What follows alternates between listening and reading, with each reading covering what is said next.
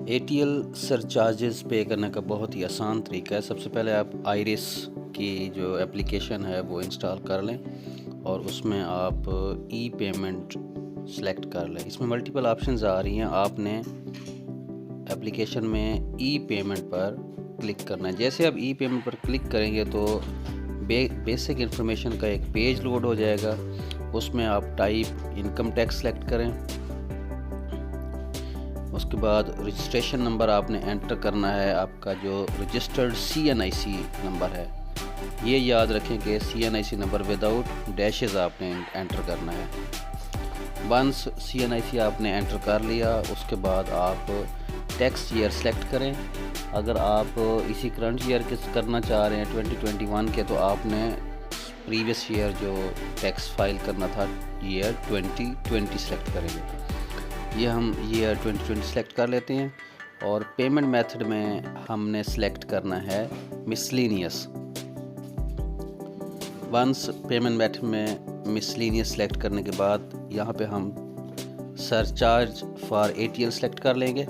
उसके बाद हम कर देंगे नेक्स्ट इंडिविजुअल अकाउंट के लिए होता है 1000 ATL सरचार्जेस हैं, वो 1000 हम सेलेक्ट कर लेंगे और पेमेंट मोड हम ADC ई पेमेंट कर लेंगे।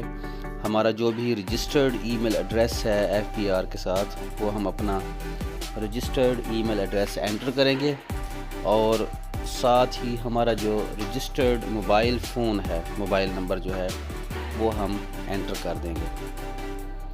ये चीज़ें हमने एंटर करने के बाद जो है उसकी जो टर्म्स एंड कंडीशन का चेक बॉक्स है उसे हमने चेक कर लेना है। वंस वो चेक करने के बाद हम इसे क्या करेंगे, सबमिट क्लिक कर देंगे।